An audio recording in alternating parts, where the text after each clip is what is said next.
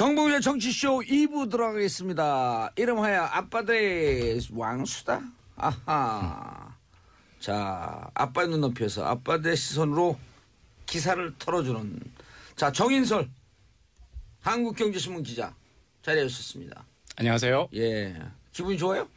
저는 늘 봉도사님 볼 때마다 기분이 좋으니까요. 날 보고 비웃는 눈으로. 눈치채셨군요. 눈치채셨군요. 예. 자, 손수호 변호사님. 네, 안녕하세요. 예. 어제 그저께 네. 누구 BH에 계신 분이 식사하자 그래서 갔어요, 그 자리에? 갔어요, 안 갔어요? 밥만 먹었습니다. 예. 박모시기가. 네. 다 걸립니다. 조심하고 다니세요. 광화문에서. 네. 예. 다 도청 감청돼요. 한 10명 플러스 마이너스. 예. 그래서 뭐 마이너스가 좀 많았습니다. 그렇죠. 네. 안 온 사람들이 꽤 있었죠. 뭐 잘 모르겠습니다. 김남국도 안 갔죠. 다음 주에. 자, 우석헌 박사님이 육아 때문에 좀 바빠요. 매일 나오기 힘들다 그래서 시간 널널한. 뒤하지.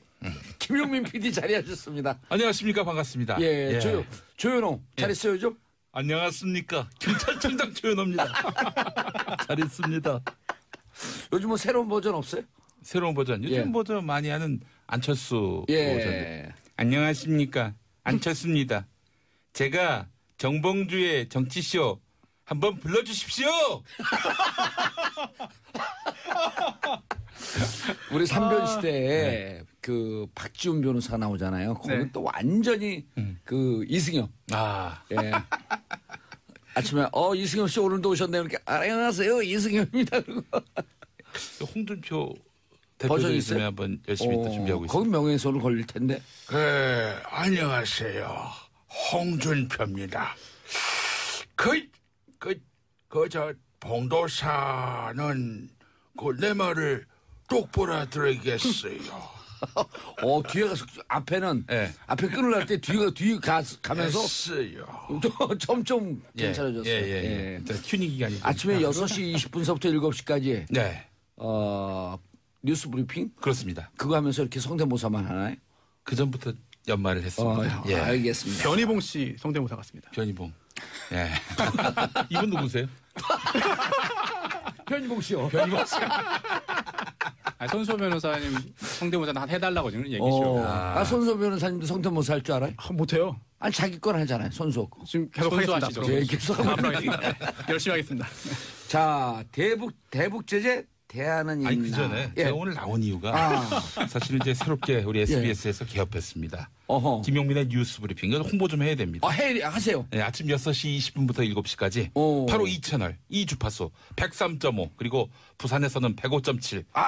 그거 중요해요. 그리고 그도 저도 안 되는 분 고릴라 앱 다운로드 받으세요. 그렇습니다. 예. 여러분 많이 애청해 주시고요. 이건 뭐 40분 동안 대한민국 최고의 브리핑을 받는다. 많이 103.5. 대한민국 최고는 아니다. 세계 최고지. 세계 최고. 죄송합니다. 예. 유럽까지 다 포함해서. 왜냐면 우리가 예. 한국말로 하는 게 대한민국 최고면 세계 최고예요. 그렇습니다. 예. 그러면 우주 최고. 그렇습니다. 예. 최고의 브리핑을 선사해 드리겠습니다. 103.5 서울, 부산은 105.7. 많은 애청 바라겠습니다. 혼자 하세요? 아닙니다. 우리 저 성우 은정 씨라고. 승희 은 씨? 아니 이은정인데 이은정이란 동명의 성우가 있어서 은정으로 활동하고 다니고 있습니다. 은정 씨. 마치 김혜자 씨가 탤런트로 먼저 데뷔를 해가지고 그래서 자기 이름은 이제 김세레나로 바꾼 그 김혜자 씨 같이. 예. 은정 씨가 또 게다가 약사입니다. 현직 그래요? 약사예요. 예. 현직? 예. 약사면서 뉴스를 또 함께 전달하는. 그럼 유영진 식약처장에 대해서 뭐라고 생각하세요? 같은 약사로서. 미처 안 물어봤습니다. 그분은 부산에서 활동하지 않으셨겠죠. 예. 제가 한번. 친문은 아니래요? 예? 친문. 유영진 씨는 친문이라는데. 그래요? 예. 이분은. 뉴스 브리핑하면서 뭐 아는 게 없네. 친봉이겠죠, 친봉. 친봉은 없어요. 봉라인은 있어도 친봉은 없어요. 야, 근데 봉라인. 저분 또 누구십니까? 여기 봉라인. 봉라인은 이제 지금 입봉하는 중이에요. 입봉. 지금 아직 원서는 냈는데 아직 받아주지 않으셨어요. 부도사님께서. 아니, 좀 많네요. 다 친위 부대로 이렇게. 그러면 저 PD도. 다 사상 PD 검증 작가예요. 받고. 자, 샵 1035 단문 50원 장문 100원 문자 보내주시기 바라겠습니다. 송점수님, 김엄마다. 김미선님, 김엄마 최고, 김영민 PD님의 별명이 김엄마? 예, 예전에 유병헌 씨 예. 측근으로 신엄마, 김엄마가 있지 않았습니까? 그랬었죠. 제가 또 김엄마로 이렇게 꼽히고 있고. 그럼 누구 측근이에요? 아니, 그냥 저는 저 자신이고요. 왜 음악의 어머니가 이제 핸델이고 예. 아버지가 바흐고. 그래서 팟캐스트계의 엄마는 또 제가 꼽히고 있습니다. 그러면 정청래 의원이 예. 자기가 The Father of Podcast가 네. 김어준 씨고 예. 자기가 Mother of Podcast다. 네. 그럼 두 분하고 경쟁을 하면 두 분이 경쟁하면 전화 한번 연결해 볼까요? 누가 엄마인지? 아니 엄마한테 이기는 아빠도 있습니까? 아니. 예. 정청래가 예. 아빠 자리는 못 들어가고 예. Mother of Podcast다 자기가. 저는 김엄마에 한 표 걸겠습니다. 친모.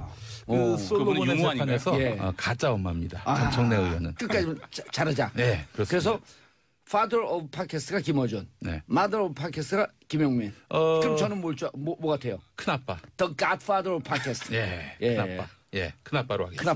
큰아빠. 예. 갑봉주. 대부랑 큰아빠랑 느낌이 확 다르군요. 예, 우리 이 수다로 한 2시간 갈 것 같아요. 자, 박호연님, 일하느라 문자는 자주 못 보내도 일하면서 잘 듣고 있습니다. 자, 고릴라 앱 다운 받으시면요. 보는 라디오, 보이는 라디오가 아닙니다. 왜냐하면 보이는 라디오면 청취자가 우리가 주인인데 청취자는 객이 되거든요. 네. 근데 보는 라디오 하면 청취자분들이 주인이 되는. 주체가 바뀌는 거예요. 보시는 라디오. 보셔야 할 일 있어요? 불교세요? 예, 아닙니다. 기독교죠? 예. 신학 때 나오신. 다니고 알겠습니다. 자, 1부에서 잠깐 전해드렸는데요. 지금 막 라디오 켠 분들도 계시니 문재인 대통령이 초강경 대북 제재 요청. 푸틴 대통령이 사실상 거절한 거죠. 이제 경제 협력은 하겠다라고 했는데 이 북한에 관련해서는 북한의 도발은 용납할 수 없다라고 하지만 이 방법 해법에 대해서는 이제 차이가 나는 거죠. 이제 문재인 대통령은 그동안 뭐 약간의 어떤 중립 정도는 있다가 이제 최근에 거의 이제 미국과 한미 공조를 가장 강조를 하면서 사실 이제 대북 제재와 압박 쪽으로 많이 틀었지 않습니까? 왜냐하면 이제 북한의 미사일 도발이 너무나 고도화되고 너무나 이제 갈수록 대담해지다 보니까 그걸 틀었고, 근데 러시아는 푸틴 대통령은 이제 거의 중국이 하던 말과 거의 비슷합니다. 이른바 쌍중단이라고 하잖아요. 북한이 도발 중단하면 그러면 한미 연합훈련도 그만하고 그리고 미국과 평화협정 맺어서 그런 그다음에 주한미군 철수 이런 얘기까지 하는 걸로 보이거든요. 그래서 그런 부분에 있어서는 중국하고 러시아가 거의 입장이 비슷한 것 같습니다. 원유 중단에 대해서 불가피하다. 문재인 대통령이 얘기했는데 여기에 대해서 이제 이견을 보였죠. 맞습니다. 러시아 북한 군뿐만 아니라 북한 주민들에 대한 피해가 크기 때문에 그 얘기를 했더라고요. 아직까지 대북 송유관을 압록강을 통해서 들어가잖아요. 대부분이. 그걸 끊는 거는 좀 너무하다 이렇게 얘기를 한 거죠. 그러니까 연간 100만 톤의 기름이 들어가는데 중국에서 들어가는 게 100만 톤. 러시아에서 들어가는 게 또 한 40만 톤. 4만 톤이었던 것 같은데 제 기억에. 40만 톤. 4%라고 자기가 얘기를 하더라고요. 그럼 4만 톤 맞네요. 근데 이제 본인이 그건 사실 북한에 관련 모든 통계는 믿을 수가 없거든요. 공식 통계가 90만에서 100만 정도로 추정이 되고 다른 루트로 얼마나 많이 들어가겠어요, 사실. 그래서 이미 북한이 만약에 중국이 러시아가 대북 송유관을 걸어 잠그는 데 대비해서 1년치 정도는 미리 비축하고 있다는 거잖아요. 그리고 푸틴 대통령이 의미심장한 얘기를 했잖아요. 다른 나라 이라크라든지 이런 나라 예를 들면서 풀뿌리를 먹는 한이 있어도 미사일 개발, 핵 개발은 중단하지는 않을 것이다. 맞습니다. 사실 북한이 미사일 절대 포기 안 하고요. 김정은도 정권 절대 포기 안 하고요. 중국도 절대 북한 포기하지 않을 겁니다. 그럼 우리도 북핵 불용 이 정책 포기할 수 없잖아요. 그렇죠. 알겠습니다. 그래서 나온 얘기가 이제 우리도 핵무장하자 이런 얘기 아닙니까? 전술핵 재배치. 전술핵 재배치. 더 나가서 이제 아예 핵 개발하자. 탈퇴해서 자체 개발하자. NPT 탈퇴하는 순간 한미동맹 깨지는 거 아니에요? 한미동맹 깨지는 정도가 아니라 우리가 북한 꼴 되는 거죠. 우리도 풀뿌리 먹어야 돼요? 세계로부터 완전히 고립되는 그런 양상이 되는 건데. 그럼 핵무장 주장하는 사람들은 우리도 풀뿌리 먹어야 된다 그러면 또 이렇게 얘기했죠. 잘 됐다. 이 기회에 전 국민 채식주의자 되자. 근데 이제 사실 북한에 대해서 제재를 가한다고 해도 6차 다 똑같잖아요. 지금까지 제재 방법은 다 똑같았는데 근데 이제 사실 이 북한의 밤 불빛 조도 이제 위성에서 바라보는 북한의 밤 불빛 조도가 점점 밝아지고 있다. 이게 밤의 불빛조도. 예. 오호. 근데 이제 밤 불빛이 낮아지면 이게 새로 나온 오자성어네요. 밤 불빛조도.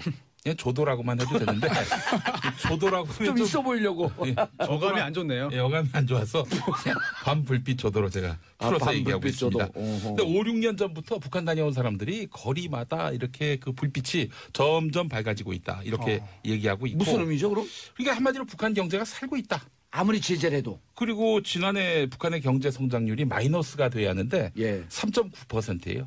처음으로 우리나라하고 역전이 됐다고. 예, 그렇습니다. 그래서 실은 뭐 수차례에 걸친 그런 대북 제재 결의안에도 불구하고 북한 경제는 아무 이상 없이 발전 가도를 달리고 있다. 이런 얘기가 나오고 있는 상황입니다. 그래서 그럼 어떻게 하라는 거예요?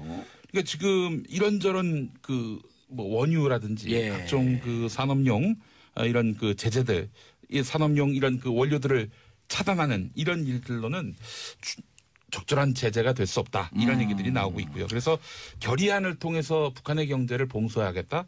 이거는 뭐 제재로서 효용성이 많이 떨어지고 있다는 얘기입니다. 그런데 그동안 이제 대북 제재가 뭐 많이 반복이 됐었는데 하나는 못했어요. 사실 가장 중요한 게 그 북한의 생명줄이 그 대북 송유관인데 그걸 걸어 잠갔던 건 단 한 번 있었습니다. 2003년이었던가요? 그때 북한이 육자회담 탈퇴를 할 때 중국이 그래? 그럼 한번 잠가볼게라고 하니까 바로 며칠 만에 육자회담 정도 다시 나타났거든요. 그때도 명분도 소유관 청소였었죠. 맞죠. 맞습니다. 공식적으로 얘기도 안 했습니다. 비공식적으로 잠갔으니까 아하 이러면 놀라면서 복귀를 한 적이 있었어요. 그런데 그동안 그 이후에는 대북 송유관 제재는 한 번도 한 적이 없습니다. 근데 그때는 김정일 체제고 지금 김정은 체제라고 체제가 바뀌었잖아요. 맞습니다. 그게 또 문제고요. 그리고 또 이제 이번에 오늘 그 유엔 제재안에 미국이 만든 초안에는 이제 대북 그 송유관 잠그겠다는 게 들어가 있긴 합니다. 그리고 김정은의 자산 동결까지 들어가 있는데 세컨더리 보이콧도 들어가 있나요? 그건 이미 들어가 있었죠. 이미 들어가 있었고. 근데 이제 그 사실상 그 부분에 대해서 많은 이제 전문가들이 얘기하기에 중국이나 러시아가 동참하겠냐. 그게 가장 핵심이죠, 사실.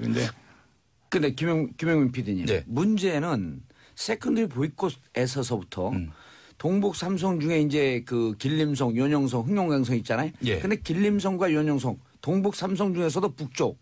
여기는 중국 경제가 중국 기업들이 북한 기업과 밀접 연관이 돼 있어서 아무래도 자리가 그러니까. 자기가 도끼를 찍어갖고 중국 입장에서 자기 앞발톱을 그 발가락 찍는 거다. 이런 얘기까지 하는 사람들이 있거든요. 세컨더리 보이콧도 못 하는데 송유관을 닫아라? 그거는 이제 뭐 기본적인 그 국제 정세와 구도를 보면은 불가능하다라는 걸 뻔히 결론 내릴 수가 있고요. 또 말씀하신 대로 이 북한 기업들이 활동이 완전히 차단됐는데도 불구하고 지금 세계 곳곳을 다니면서 나름대로 영업하고 있어요. 그게 어떻게 가능하냐면은 외국 뭘 기업에 영업하고 있어요? 뭐 이제 제재 리스트에 오른 북한 기업들이 현재 그 대외적인 활동들을 거의 할 수가 없는데 외국 기업의 대리인을 파견해서 금지된 활동을 계속하고 있고 외교관들이 중개인 역할을 하면서 소수국가와 거래를 했단 말이죠. 러시아, 중국뿐만 아니라 아프리카의 이런 주요 나라들과도 지금 북한이 뭐 격이 없이 소통하고 있는 상황입니다. 제가 한 10여 년 전에 국회의원 하기 바로 직전에 이스라엘하고 사업을 했거든요. 그 이스라엘로 따지면 이제 우리나라 그 이스라엘 수도가 테라비브 아니에요. 근데 저 남쪽에 우리나라 따지면 부산인데 거기 갔는데요. 한국 사람이 동무는 어디서 왔습니까? 깜짝이야. 이거 소통하면 이게 국가보안법 이거 딱 나오면 동무 봉어랩니까? 그러더니 자기들끼리 이게 우리 조선동무가 아닌갑습니다. 그러더니 가더라고요. 거기까지 노동자들이 와 있는 거예요. 이 북한의 노동자들이 지금 해외에 10만 명 나가 있다는 거 아니에요? 공식 확인된 통계만. 근데 그 이상으로 나가 있을지 어떻게 알아요? 그렇죠. 비공식적으로 뭐 중국에, 러시아에 할 수가 있죠. 실제로 그 유엔 기밀 보고서를 보면은 그 현재 그 보셨어요? 기밀 보고서를? 별걸 다 보고 AFP 통신 보도를 통해서 재인용하는 겁니다. 여기 유엔 전문가들 얘기가 현재 유엔 대북 제재의 효용성 이거 의문을 갖지 않을 수가 없다. 이 제재들이 북한의 핵 개발, 미사일 개발 이걸 막지 못했다. 이렇게 단언합니다. 그리고 이제까지의 대북 정책은 실패했다. 단언은 그 뒤에서 계속 개발하고 있었다. 그렇기 때문에 지금 이 상황에서 제재를 강화한다는 것이 과연 실효성이 있겠는가? 북한의 핵 개발, 미사일 개발을 과연 차단할 수 있겠는가? 의문인 거죠. 중국 끝이 훈춘이거든요. 거기까지 그 이른바 이제 고속철이 들어가 있는데 훈춘과 낮은 선봉이 30분 1시간 거리입니다. 그리고 그 바로 또 러시아가 핫산이거든요. 핫산 낮은 선봉 훈춘 가면요. 20세기 초반에 막 개화 시기의 그 상하이 이런 모습처럼 그냥 와글와글해요. 누가 중국 사람이고 누가 러시아의 사람이고 북한 사람인지 모를 정도. 러시아 사람은 구분이 되죠. 중국과 북한은 구분이 안 되고 그래서 푸틴 입장에서도 이 북한과의 교역 이걸 막는 순간 그 지방 경제가 죽어요. 중국도 막는 순간 이 접경지대 경제가 다 죽는 거예요. 그러니까 이 실정을 모르는 푸틴이 계속 막으라고 하는데 쉽지가 않은 거죠. 예. 알겠습니다. 근데 그 와중에 송영무 국방부 장관이 전술핵 배치를 검토하겠다? 검토하겠다는 아닌 것 같아요. 정확한 워딩이. 이제 국회 국방위에 뭔가 청와대하고 엇박자가 났어요? 그렇게 볼 수도 있을 것 같은데요. 일단 잽싸게 야당이 틈새를 파고들어서 일단 틈새를 파고든 것도 그렇고 그런 답변을 유도해낸 것도 야당입니다. 이정현 의원이 질문했죠. 나토식으로 북대서양 조약기구식으로 미국과 핵무기를 전술핵을 공유하는 방안을 검토할 용의가 있냐라고 했더니 충분히 검토할 수 있다. 사실 이게 하겠다는 아니거든요. 그렇죠. 검토하겠다. 네, 검토할 수 있다. 그럼 전술핵 배치는 미국이 결정하는 건데. 네, 가능성은 열어두고 이거 안 하겠다는 말을 안 했다고 보면 될 것 같은데 그러자 또 김동철 또 의원도 국민의당 또 혹시 유사한 질문을 합니다. 그래서 나온 답변이 충분히 검토할 수 있다. 또 이런 답이 나왔어요. 그런데 그거를 국방부 장관도 전술핵 배치 필요성 있다고 한다라는 식의 보도가 나오면서 청와대와 국방부 장관 사이에 이견이 있는 것처럼 좀 보이고 있죠. 일견 볼 때는 엇박자다라고 볼 수 있겠습니다만 하지만 청와대가 또 선을 그었습니다. 바로. 공식적으로 정부는 지금 비핵화 원칙을 가지고 있고 변함없다. 정부의 공식 입장은 전술핵 배치 검토가 아니다라고 선을 그었는데 어찌되었든 야당 입장에서는 정부의 엇박자로 지금 공격을 하고 있습니다. 그 이튿날 외교통일위원회가 있었는데 문희상 의원. 제가 시사평론계의 문희상으로. 그렇죠. 비슷해요 외모가. 얼굴 크기로 김구라 씨가 그런 얘기 하더라고요. 시사평론계의 문희상이. 그럼 조카는 한이? 그러네. 절 닮았습니다. 자, 근데 이제 문희상 의원이 물어봤어요. 강경화 외교부 장관한테 그 전술핵 재배치 문제는 검토할 수 있느냐. 전혀 검토 안 한다. 그럼 우리가 결정할 게 아니에요. 이거 미국 거 갖다 쓰는 거예요. 실제로 뭐 아시겠습니다만 1991년에 노태우 대통령이 한반도 비핵화 선언을 했죠. 이제 더 이상 한반도엔 핵이 없다. 그러니까 미국의 전술핵이 이미 한국을 떠났다. 이렇게 선언을 했는데 그로부터 한 30년 지나는 시점에 다시 들여오겠다. 다시 들어온다 하더라도 2020년쯤 들어올 수 있다는 보도가 또 있었거든요. 그렇기 때문에 미국이 갖고 있는 전술핵 무기 다시 배치할 경우에는 한반도는 다시 1991년으로 그 시계 그 이전의 상황으로 돌아가는 냉전 상황. 오히려 전술핵 배치를 두고 여야 정쟁에 그냥 밑반찬이 되고 있다. 그 정진석 의원이 물어봤지 않습니까? 송영무 장관한테 이야기했더니 전술핵 배치 검토할 수 있느냐? 그랬더니 검토하겠다. 그러니까 정진석 의원 말이 고맙습니다. 아니 검토해서 하겠다 안 하겠다가 아니라 그냥 검토하겠다. 그런데 고맙습니다. 자 청소년 뭡니까 그 형법 청소년 나이를 소년법이요. 소년법 개정해서 청소년 형사상 미성년자 나이를 낮추고 검토하겠습니까, 법무부 장관?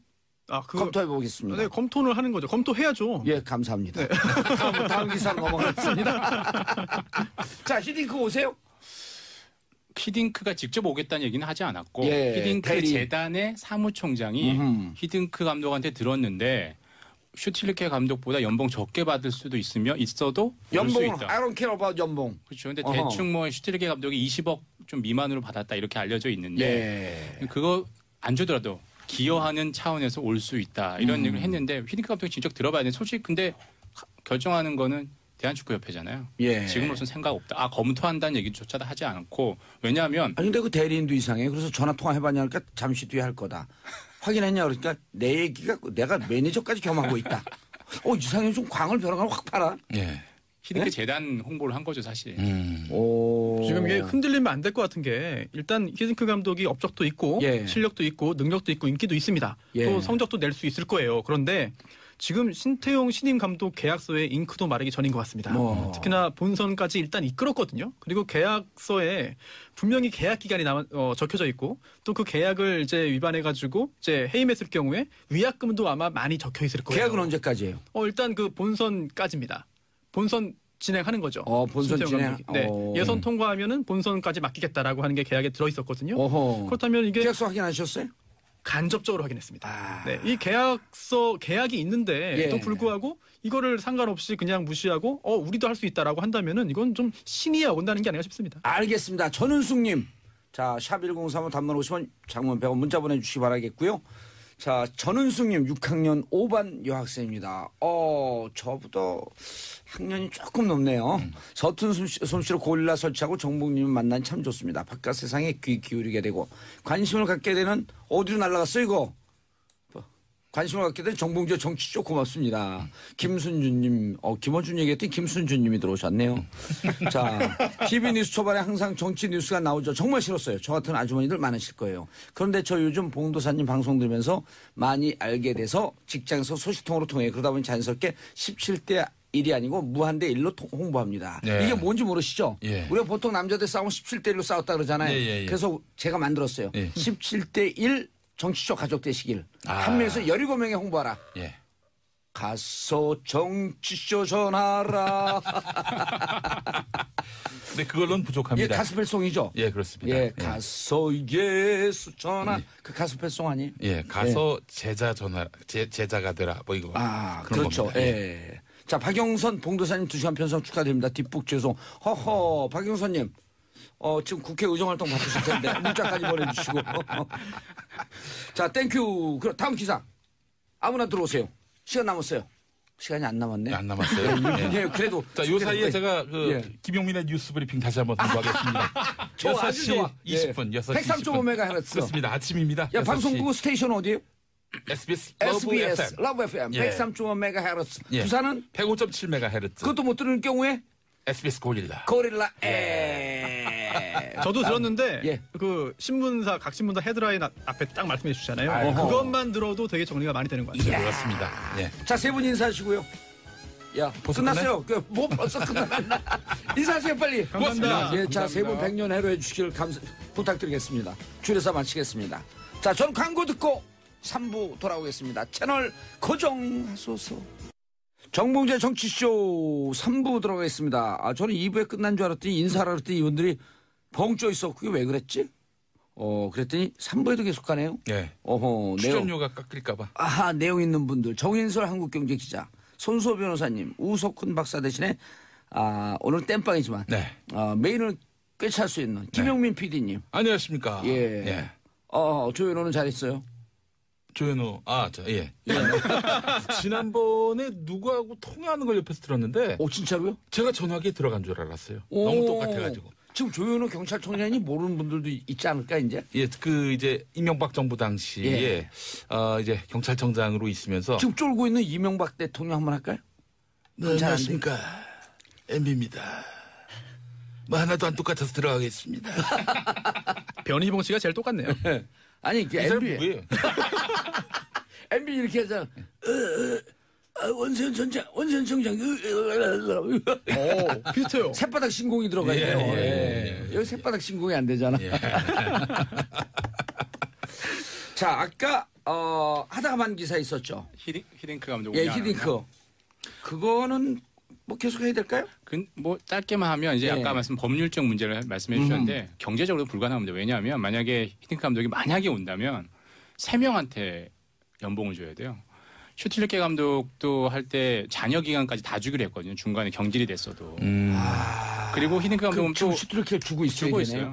본선 기간까지 주고 있습니다. 줘야 됩니다. 그리고 이번에 이제 신태용 감독한테 줘야 되고요. 그리고 또 이제 만약에 히딩크 감독 오면 히딩크 감독 또 줘야죠. 그게 끝이 아니라 또 코치도 교체할 건데요. 코치도 아마 데리고 올 겁니다. 그러면 그 연봉도 줘야 되고 지금 코치 계약도 또 해지되니까 또 줘야 되고. 그래서 제가 지적하는 게 축구협회에 절제되지 않고 준비되지 않은 방만한 경영이에요. 축구협회 예산이 연 한 2천억으로 알고 있는데 그게 남아 돌아가거든요. 그러니까 저건 남의 돈처럼 저렇게 쓰는 거예요. 정말 저는 개인적으로 어제 그렇게 떨어질 줄 알았거든요. 네. 그래 축구계 적폐 세력, 축구협회 갈아엎어야 된다. 네. 지금 테헤란로에서 뭐 이제 축제해야죠. 이란 때문에 올라갔으니까요. 그러면 이란 대사관 앞에 가서 해야죠. 네. 참고로 우리 정봉주 전 의원님이 그 지역구가 이제 서울 노원갑 아니었습니까?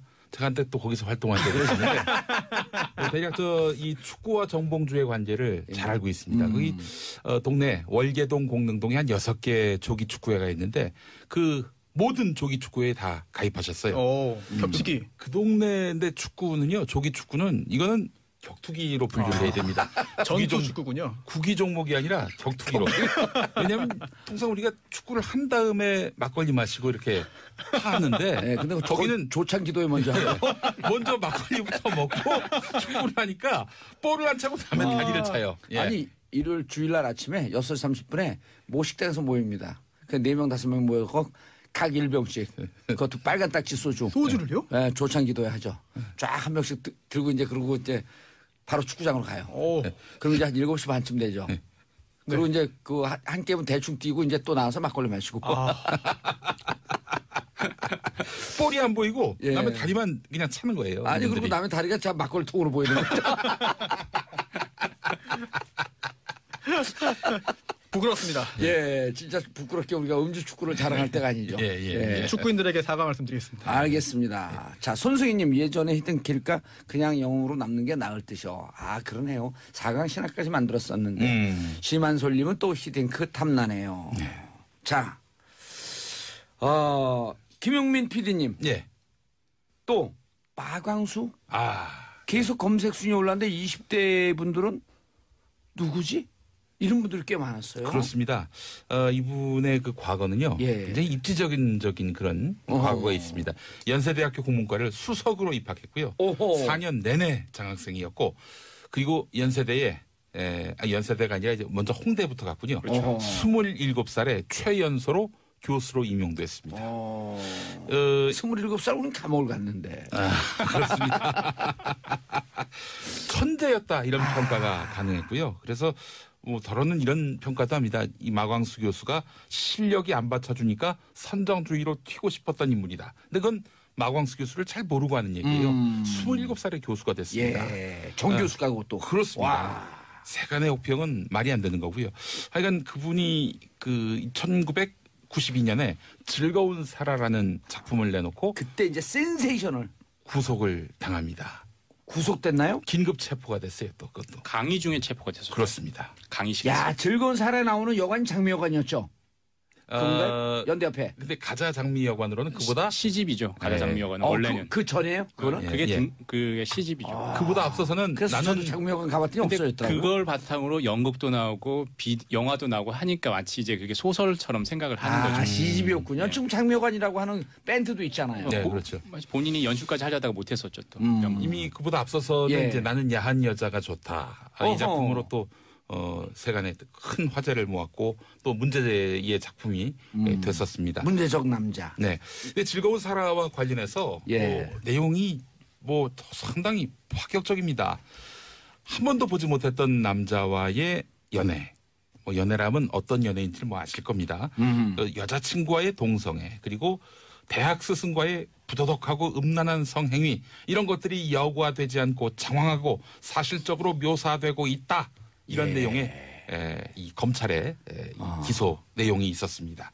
그래서 건전한 도덕성을 파괴하고 성질서를 문란하게 할 뿐 아니라 청소년에게는 충동적 모방심을 자극해서 성범죄를 유발할 가능성이 높다. 뭐 이런 식으로 해서 결국에는 기소가 됐고 결국 재판정에서도 이것은 대단히 잘못된 것이다. 온갖 변태적인 이런 관계 묘사와 불륜 관계가 작품의 중추를 이루고 있어서 문학 작품으로서의 예술성을 이었을 뿐 아니라 각종 성범죄를 유발하는 등 사회적 피해도 적지 않다. 이게 1심 판결문입니다. 그래 구속됐나요? 네, 구속됐고 구속되고 재판에서는 집행유예를 받았죠. 재판에서는. 네. 자 그런데 말이죠. 그 판사의 판결 중에 이런 부분이 있었습니다. 사라가 즐거운 사라의 사라가 반성하지 않았다.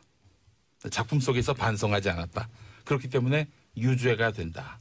이런 내용이 있었어요. 그리고 당시에 이제 변호를 한승원 전 감사원장 한승원 변호사가 했었는데 그 재판 과정에 이렇게 얘기를 했습니다. 이 책을 보고 다들 어떤 그 흥분되시는 없죠라고 해서 이건 외설적이지 않고 음란 소설이 아니다 이렇게까지 변호를 했었었죠. 야 지금으로서는 약간 지금 들어도 문화적 충격이네요. 예. 근데 그보다는 훨씬 더 뭐랄까요 문란하고 불륜적인 그런 성문화가 밤에 한국 사회에 음습하고 있는데 이 문학 작품 속에 이거 하나 나왔다고 이걸 갖고 이제 한마디로 단속하는 것은 표현의 자유를 침해하는 것이다. 이런 이야기가 적지 않았습니다. 예. 손 변호사님. 네. 이 대법원 판결문까지도 지금도 많은 그 논란. 학생들이 공부하고 있어요.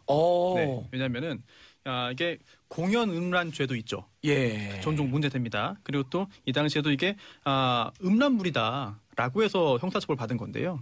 과연 이게 예술의 영역에 법이 개입하는 게 타당하냐? 첫 번째. 잘 모르겠다. 네. 진짜. 두 번째. 가능하다 하더라도 그렇다면 예술과 외설 음란의 차이가 뭐냐, 구분 기준이 뭐냐. 결국은 이 법원이 개입을 하면서 이 음란성에 대해서 법원이 정의를 내립니다. 정의 내리는데요. 굉장히 길게 내리는데 요약하면은 이렇게 됩니다. 일반 보통인의 성욕을 자극해서 성적 흥분을 유발하고 정상적인 성적 수치심을 해하여 성적 도의관념에 반하는 것이 음란이다. 굉장히 추상적이죠. 모르겠죠. 모르겠어요. 굉장히 다양한 기준들을 제시하면서 마지막에 요약을 해서 정리합니다. 이렇게 굉장히 다양한 기준을 가지고 판단하는데 이러한 사정을 종합해서 그 시대의 건전한 사회통념에 비추어 판단한다. 결국 그 시대상이 반영되는 거거든요. 그러면서 이 해당 재판에서 제가 몇 번째 재판인지 모르겠습니다만 판사가 이런 말도 합니다. 10년 후에 이 판결, 유죄 판결이 비웃음을 당할지도 모른다. 예언가인데 노스트라다무스인데. 아니 왜냐하면 지금 시대 정신이지만 시대는 바뀐다라고 하는 것에 대한 개연성을 열어놓은 거 아니에요. 그러면서 그 시점에서는 90년대 초반 그 시점에서는 이거를 음란물로 볼 수밖에 없다라고 하는 판사의 고민이 담겨 있는 것 같아요. 이해가 되네요. 요즘에는 아주 동영상도 많고 뭐 각종 많은 게 사실 이 책 한 권을 음란 외설이라고 해서 판단도 내리기 힘들지만 처벌까지 한다는 건 정말. 요즘 동영상 많은 건 어떻게 아세요? 난 야구 동영상. 저도 전에 들었습니다. 봉도사님도 많이 말씀을 해주시던데. 그런 얘기를 처음 듣는데. 저도 처음 듣습니다. 그러니까 저는 제 방송 동영상 도는 걸 알아도 이상한 누구예요? 이분 누구세요? 저를 처벌하십시오. 지금 처벌하는 게 10년 뒤에는 부끄러운 일이 될 수 있습니다. 근데 놀라운 부분은 뭐냐면은 당시 이른바 진보 진영에서는 마광수 교수를 어떻게 평가했느냐. 통상 이제 표현의 자유를 옹호하고 마 교수 편에 섰을 것 같은데 당시에 그 한국 가정법률 상담소의 회지 내용을 보면은 야한 여자를 관능적 백치미의 여성으로 정의하고 사고 능력이 모자랄수록 남성의 사랑을 받는다는 종속적 여성상을 보여주고 있다. 그러니까 이제 뭐 한마디로 의식이 없는 여성들이 뭐 이렇게 말하자면은 사랑을 받는다는 식으로 마광수 교수가 그릇된 여성관을 유포하고 있다 이렇게 비판을 했고요. 이화여대 총학생회도요. 임신 등의 문제를 일으키지 않기 위해서 다른 형태의 성관계가 좋다. 이게 제가 방송으로 차마 인용할 수 없는. 그만하세요. 뭐 이런 이야기를 하면서 네. 마광수 교수를 마귀할 때 원래 이제 성은 말맞자인데 마귀할 때 마광수라는 독서를 퍼붓기도 했습니다. 무척 보수적으로 공격적으로 얘기를 했네요. 예전에죠. 70년대인가 60년대를 기억하는데 그 당시에도 한번 좀 유명한 판결이 하나 있었습니다. 대법원까지 갔는데 굉장히 유명한 명화가 있어요. 그거는 뭐 진짜 화보에도 수록될 정도로 유명 명화인데 그게 누드입니다. 서양 누드죠. 그런데 이거를 성냥갑에다가 인쇄했습니다. 이걸 가지고 이제 음란한 물건을 만들었다라고 해도 형사처벌 받은 사례도 있거든요. 지금으로서는 이해할 수 없는 건데 그 시대마다 음란성의 판단이 달라진다는 그런 사례인 것 같아요. 방금 이제 김용민 PD님께서 말씀하셨지만 어쨌든 지금 마광수 교수께서 지금 운명을 하셨죠. 운명을 하셨는데 그게 자살로 판명이 났나요? 어떻게 됐나요? 사실상 그렇죠.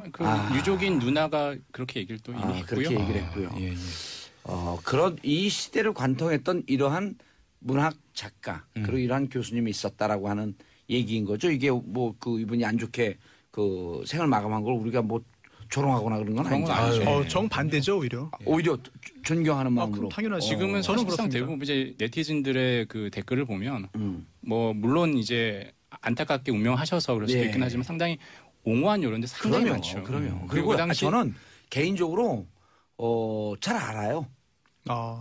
이 마강수 동영상은 모르시는데 그건 아신다는. 왜냐하면 그 남산 모 호텔에 그 클럽이 있거든요. 거기서 자주 만났어요. 저도 자주 갔고 이분도 자주 오셔갖고 서로 수인사는 안 했는데 막 춤추다 보면 이렇게 만나. 어딘지 알겠습니다. 그분은 유명 인사. 저는 무명의 학원 원장. 가서 놀다 보면 이렇게 만나기도 하고. 그 마광수 교수 몸이 벌써 흔들흔들하잖아요. 이렇게 클럽 얘기하니까. 마 교수님을 전에 그 팟캐스트 프로그램에 한번 초대한 적이 있었는데 이분이 이제 사실은 대학 다닐 때까지 독실한 기독교인이었고 보수적인 성의식을 갖고 있었어요. 똑같네요. 우리 그 김영민 교수님하고 김영민 PD하고. 저는 지금도 그런 입장. 그럼 얼굴이 참 부끄러워하세요. 말 더듬으시네요. 이분 누구세요? 근데 이제 그분이 이제 사실은 결혼을 하고 이제 헤어지게 되는데 헤어지게 된 이유가 무엇이냐를 이야기했을 때 다들 놀랐습니다. 뭐냐면은 자신이 좋아하는 여자가 생겼는데 이 여성과 연애하고 싶어서 이혼했다. 그런 얘기를 하더라고요. 근데 또 나중에는 자기는 결혼 제도와는 좀 맞지 않는다 이렇게 얘기를 했었죠. 결혼 제도와. 그러니까 결혼 생활 중에는 한 번도 외도를 한 적이 없다. 이런 점을 또 강조하더라고요. 대부분의 남자 다 그러지 않나요? 그렇죠. 왜 이상한 왜 머뭇머뭇거리세요? 새삼스러운 얘기를 하시는 셈이 추미애 대표. 어제 국회에서 보유세 얘기했어요? 일단 보유세가 뭐죠? 일단 세금은 이제 부동산에 관해서 가장 크게 한 3개 정도가 있잖아요. 거래세가 있고 보유세가 있고 한데 거래세는 양도세를 얘기하는 거겠죠? 살 때 내는 뭐 그 취득세도 있고 팔 때 내는 양도세 있고 그걸 거래세.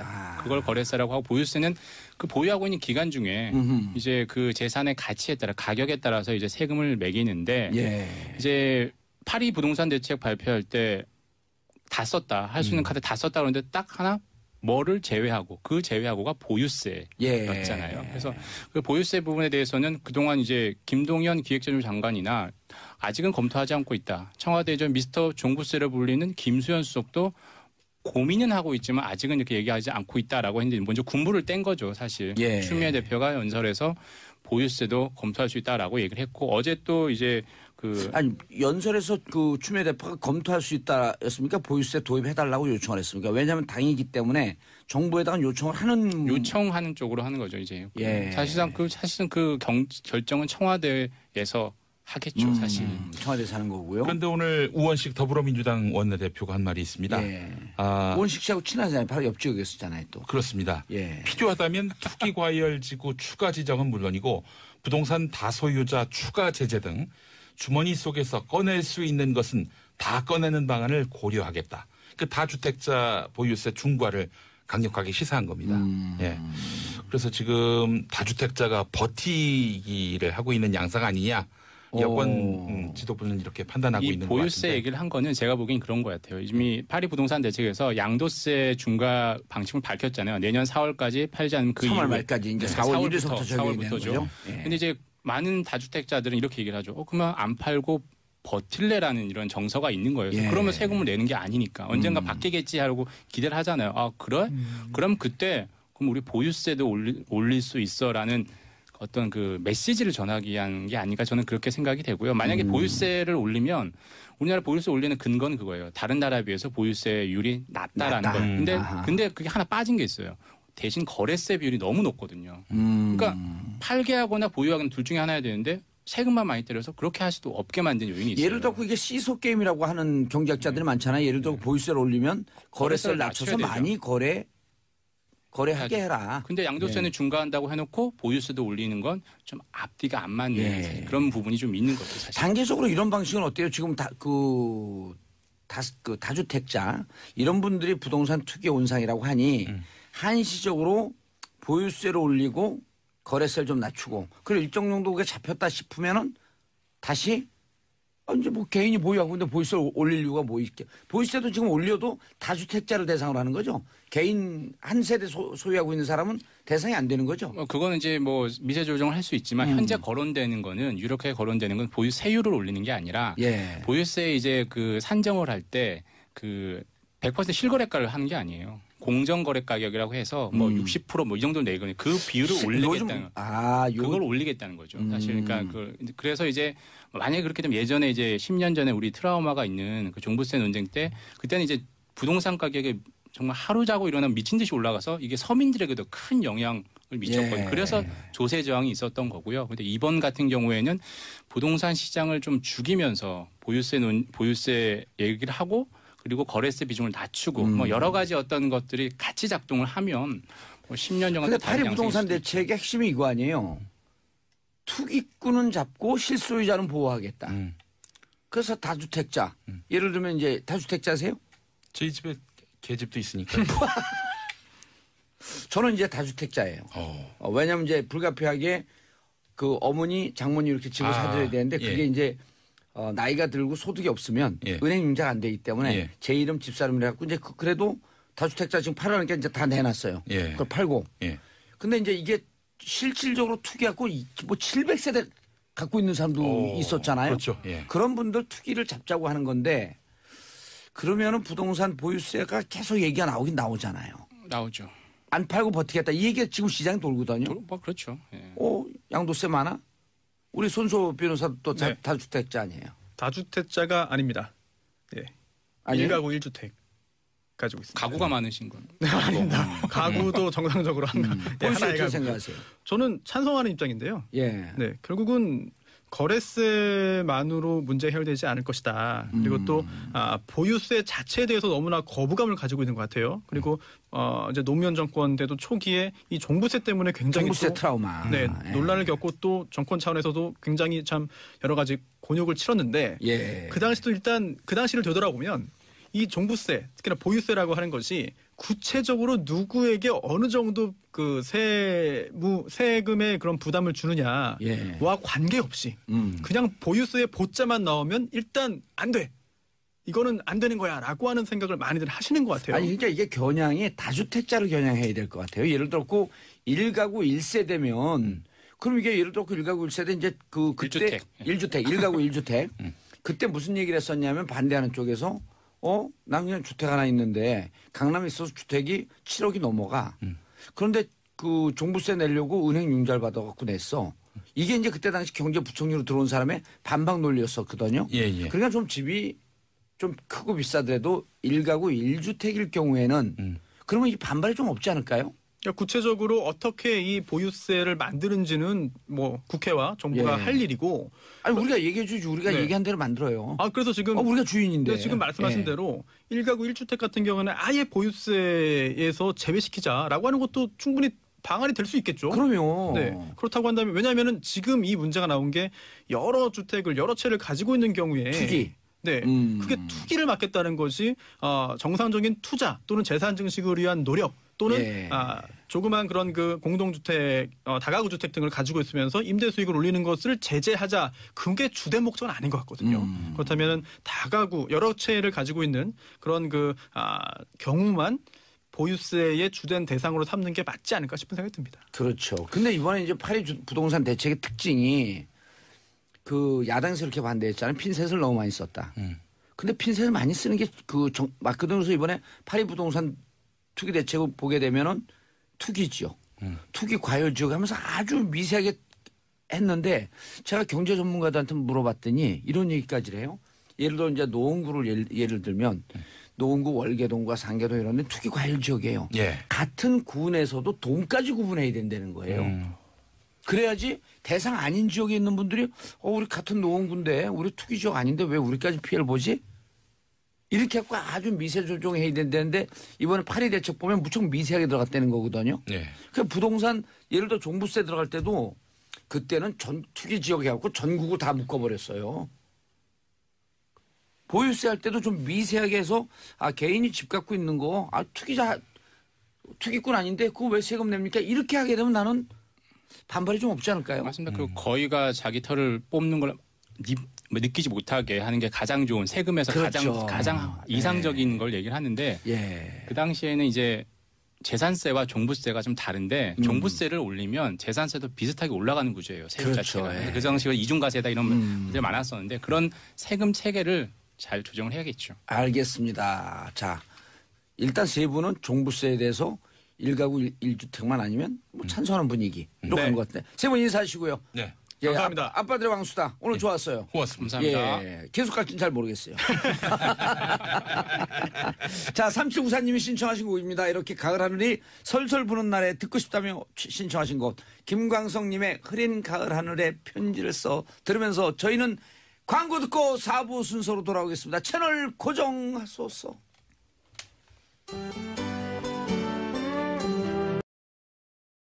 지다 보니까 그걸 틀었고 근데 러시아는 푸틴 대통령은 이제 거의 중국이 하던 말과 거의 비슷합니다. 이른바 쌍중단이라고 하잖아요. 북한이 도발 중단하면 그러면 한미 연합훈련도 그만하고 그리고 미국과 평화협정 맺어서 그런 그다음에 뭐 주한미군 철수 이런 얘기까지 하는 걸로 보이거든요. 그래서 그런 부분에 있어서는 중국하고 러시아 거의 입장이 비슷한 것 같습니다. 원유 중단에 대해서 불가피하다.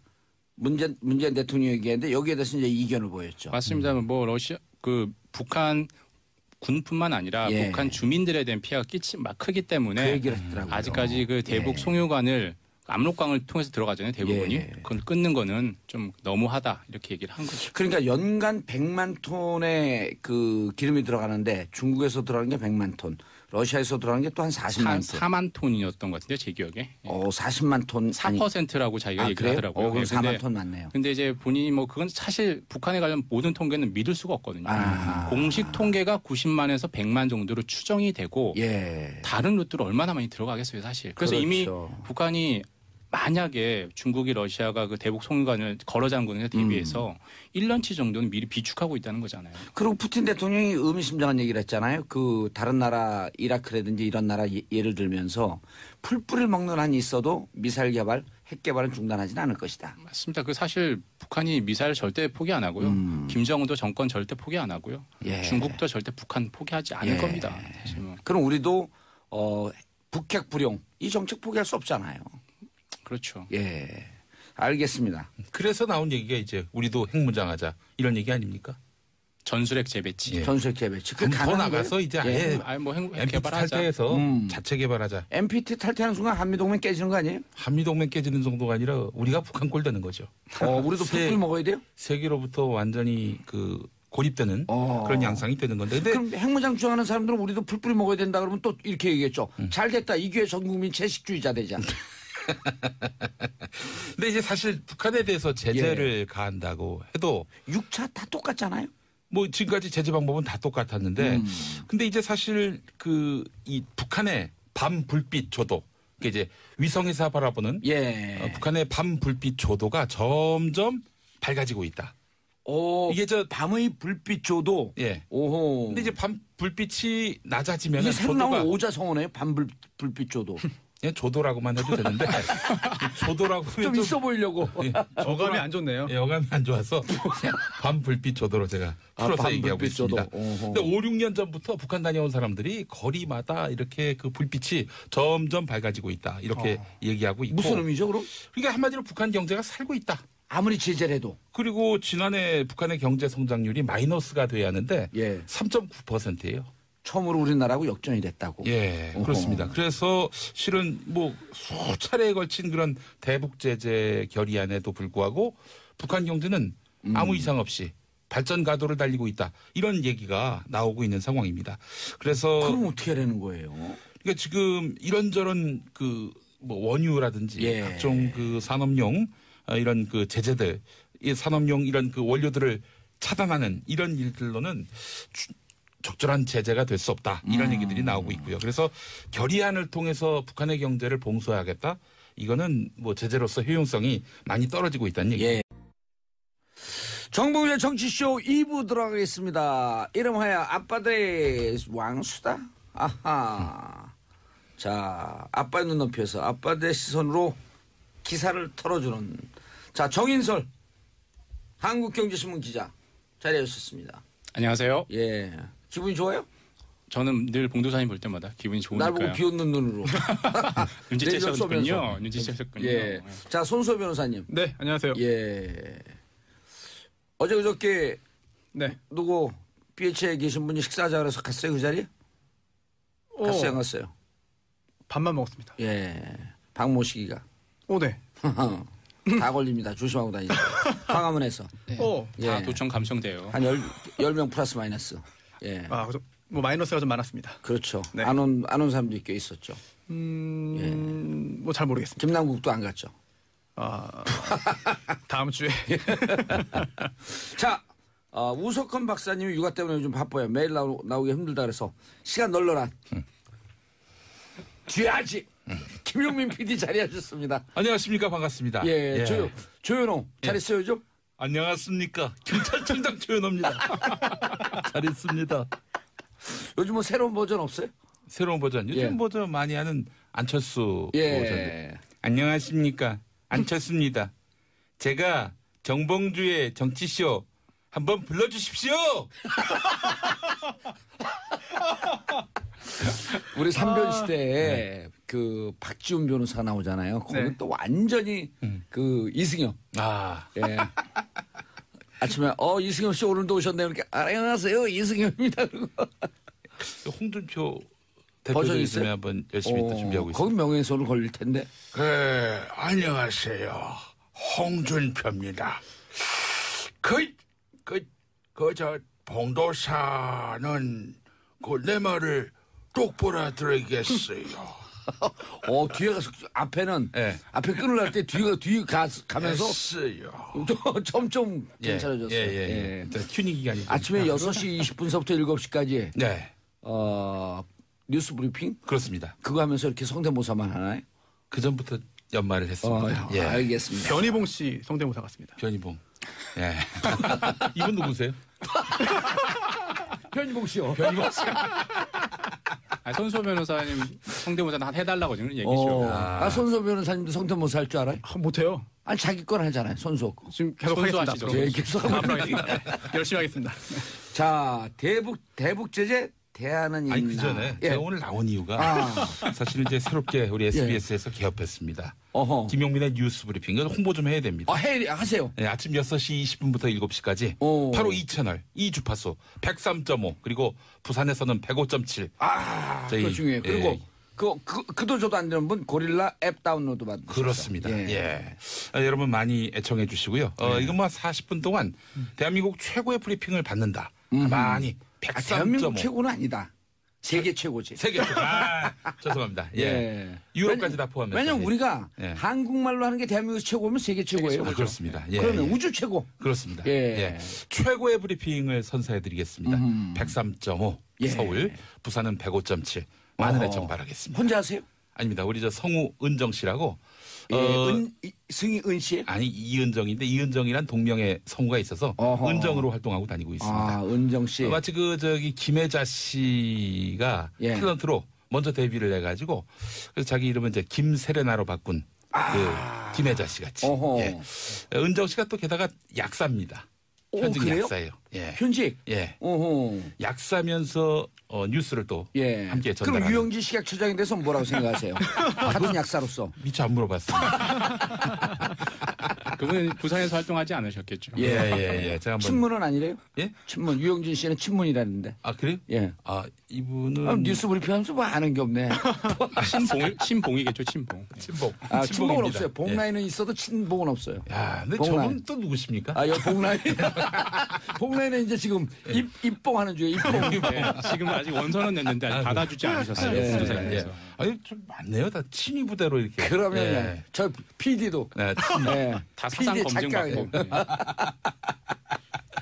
자, 샵 1035 단문 50원 장문 100원 문자 보내주시기 바라겠습니다. 송점수님 김엄마다. 김미선님 김엄마 최고. 김용민 PD님의 별명이 김엄마. 예전에 유병헌 씨 측근으로 신엄마 김엄마가 있지 않았습니까? 그랬었죠. 제가 또 김엄마로 이렇게 꼽히고 있고. 그럼 누구 측근이에요? 아니 그냥 저는 저 자신이고요.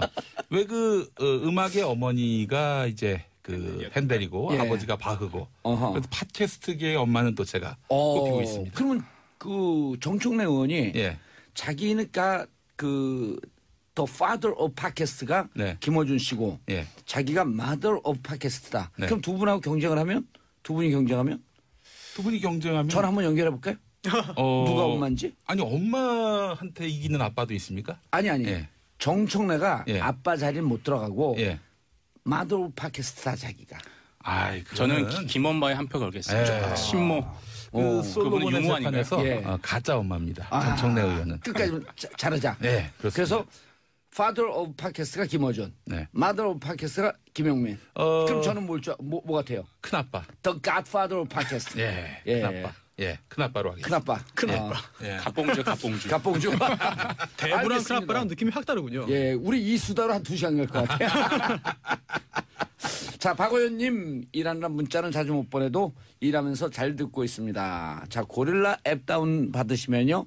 보는 라디오, 보이는 라디오가 아닙니다. 왜냐하면 보이는 라디오면 청취자가 우리가 주인인데 청취자는 주인 객이 되거든요. 네. 근데 보는 라디오 하면 청취자분들이 주인이 되는.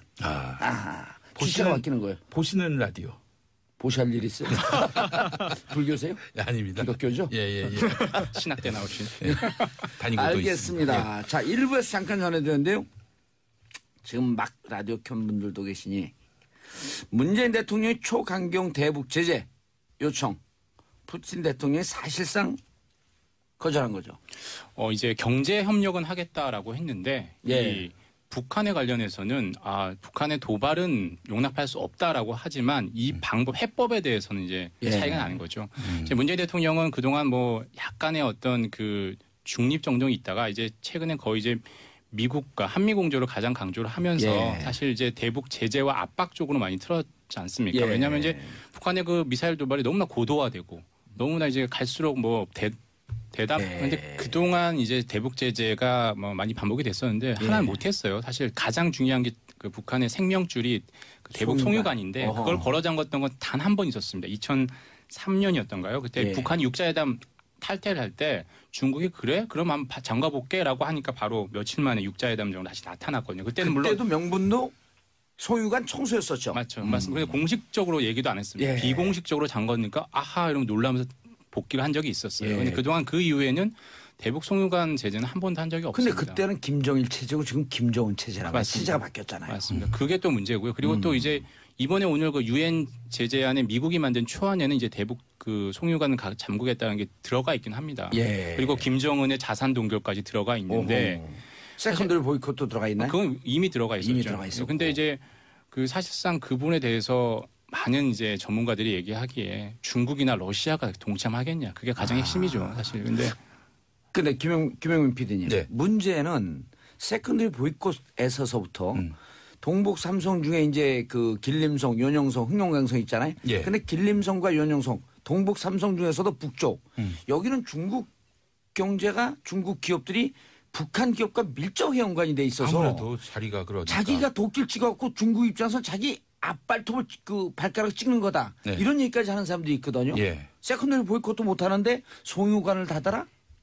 그거는 이제 뭐 기본적인 그 국제 정세와 구도를 보면은 불가능하다라는 걸 뻔히 결론 내릴 수가 있고요. 또 말씀하신 대로 이 북한 기업들이 활동이 완전히 차단됐는데도 불구하고 지금 세계 곳곳을 다니면서 나름대로 영업하고 있어요. 그게 어떻게 가능하냐면은 외국 뭘 기업에 영업하고 있어요? 뭐 이제 제재 리스트에 오른 북한 기업들이 현재 그 대외적인 활동들을 거의 할 수가 없는데 외국 기업의 대리인을 파견해서 금지된 활동을 계속하고 있고 외교관들이 중개인 역할을 하면서 소수국가와 거래를 했단 말이죠. 러시아, 중국뿐만 아니라 아프리카의 이런 주요 나라들과도 지금 북한이 뭐 격이 없이 소통하고 있는 상황입니다. 제가 한 10여 년 전에 국회의원 하기 바로 직전에 이스라엘하고 사업을 했거든요. 그 이스라엘로 따지면 이제 우리나라 그 이스라엘 수도가 텔아비브 근데 저 남쪽에 우리나라 따지면 부산인데 거기 갔는데요. 한국 사람이 동무는 어디서 왔습니까? 깜짝. 이거 소통하면 이게 국가보안법. 이거 딱 보면 동무 봉어입니까? 그러더니 자기들끼리 이게 우리 조선동무가 아닌갑습니다. 그러더니 가더라고요. 거기까지 노동자들이 와 있는 거예요. 이 북한의 노동자들이 지금 해외에 10만 명 나가 있다는 거 아니에요? 공식 확인된 통계만. 근데 그 이상으로 나가 있을지 어떻게 알아요? 그렇죠. 비공식적으로 뭐 중국에, 러시아에. 알 수가 있죠. 예. 실제로 그 유엔 기밀 보고서를 보면은 그 현재 그 보셨어요? 기밀 보고서를? 별걸 다 보고 AFP 통신 보도를 통해서 재인용하는 겁니다. 여기 유엔 전문가들 얘기가 현재 유엔 대북 제재의 효용성 이거 의문을 갖지 않을 수가 없다. 이 제재들이 북한의 핵 개발, 미사일 개발 이걸 막지 못했다. 이렇게 단언합니다. 그리고 이제까지의 대북 정책은 실패했다. 단언은 그 뒤에서 계속 개발하고 있었다. 아하. 그렇기 때문에 지금 이 상황에서 제재를 강화한다는 것이 과연 실효성이 있겠는가? 북한의 핵 개발, 미사일 개발을 과연 차단할 수 있겠는가? 이 의문인 거죠. 중국 끝이 훈춘이거든요. 거기까지 그 이른바 이제 고속철에 들어가 있는데 훈춘과 낮은 선봉이 30분 1시간 거리입니다. 그리고 그 바로 또 러시아가 핫산이거든요. 핫산 낮은 선봉 훈춘 가면요. 20세기 초반에 막 개화 시기의 그 상하이 이런 모습처럼 그냥 와글와글해요. 누가 중국 사람이고 누가 러시아 사람이고 북한 사람인지 모를 정도. 러시아 사람은 구분이 되죠.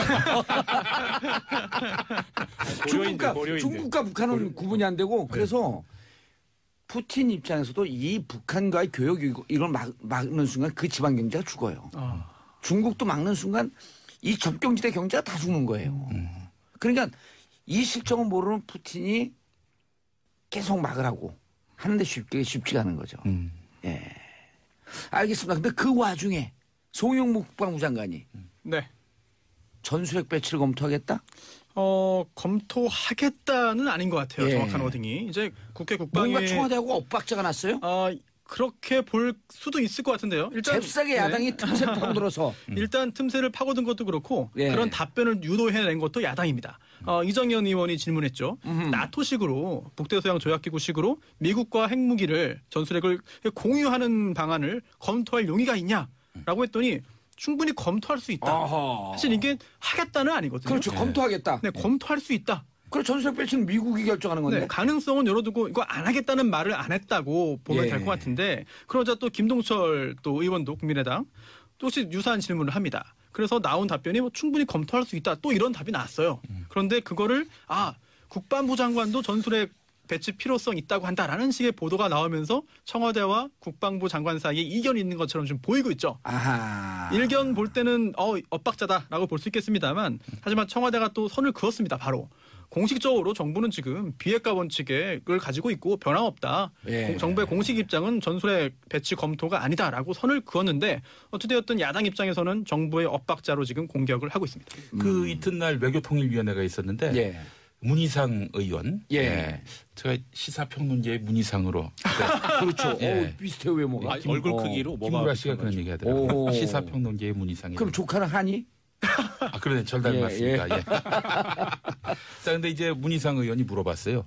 강경화 외교부 장관한테 그 전술핵 재배치 문제는 검토할 수 있느냐. 전혀 검토 안 한다. 그럼 우리가 결정할 게 아니에요. 그거 미국 거 갖다 쓰는 거예요. 실제로 아시겠습니다만 1991년에 노태우 대통령이 한반도 비핵화 선언을 했죠. 이제 더 이상 한반도엔 핵이 없다. 그러니까 미국의 전술핵이 이미 한국을 떠났다. 이렇게 선언을 했는데 그로부터 한 30년 지나는 시점에 다시 들여오겠다. 다시 들어온다 하더라도 2020년쯤 들어올 수 있다는 보도가 또 있었거든요. 그렇기 때문에 미국이 갖고 있는 전술 핵무기 다시 배치할 경우에는 한반도는 다시 1991년으로 그 시계 그 이전의 상황으로 돌아가는 냉전 상황. 오히려 전술 핵 배치를 두고 여야 정쟁에 그냥 밑반찬이 되고 있다. 그 정진석 의원이 물어봤지 않습니까? 송영무 장관한테 이야기했더니 전술핵 배치 검토할 수 있느냐? 그랬더니 검토하겠다. 그러니까 정진석 의원 말이 고맙습니다. 아니 검토해서 하겠다 안 하겠다가 아니라 그냥 검토하겠다. 그런데 고맙습니다. 자 청소년